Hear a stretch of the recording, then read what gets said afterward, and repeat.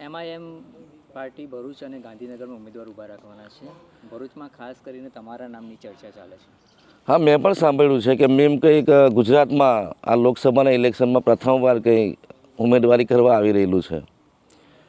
પણ જો મારા નામની ચર્ચા ચાલતી હોય તો એ તદ્દન પાયાવી હોણી છે અને મારી પસંદગી ક્યારે પણ મીમ ન હોઈ શકે. કારણ કે હું એક જમીન પર કામ કરીને તમામ સમાજને સાથે લઈને ચાલનારો માણસ છું અને જ્યાં સુધી ગુજરાતમાં લોકસભામાં ઉમેદવારી કરવા આવે તો હું ચોક્કસ કહી શકું કે કોઈને કોઈ રીતે રૂલિંગ પાર્ટીને ફાયદો કરવા માટેનું કામ હોય તો એ ખોટું નથી. એ મારી ક્યારે પણ એ પક્ષ માટે મારી પસંદગી ના હોઈ શકે. તો તમારી સાથે શું વાત થઈ છે ને શું આખી એમાં થોડીક એલાયન્સ બાબતમાં પાર્ટીથી થોડું નારાજ થઈને ભરૂચ જિલ્લા પ્રમુખ ભરૂચ જિલ્લા કોંગ્રેસ સમિતિ વિરુદ્ધમાં થોડી મેં રજૂઆત કરેલી.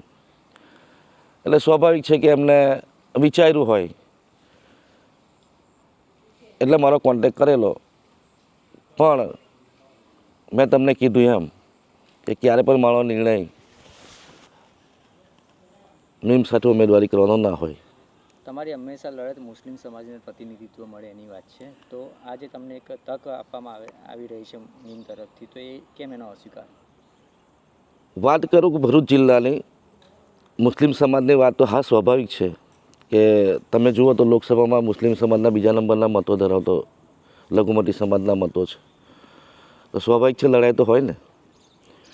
અને જે સમાજ મને આગળ ચલાવતો હોય, બબ્બે વાર વિધાનસભામાં મને પ્રાધાન્ય આપેલું હોય, તો સ્વાભાવિક છે કે જિલ્લા કોંગ્રેસ સામે મારા સમાજ માટે ન લડું તો કોના માટે લડું. એટલે મારી લડત સ્વાભાવિક રીતે કોંગ્રેસ સામે હતી.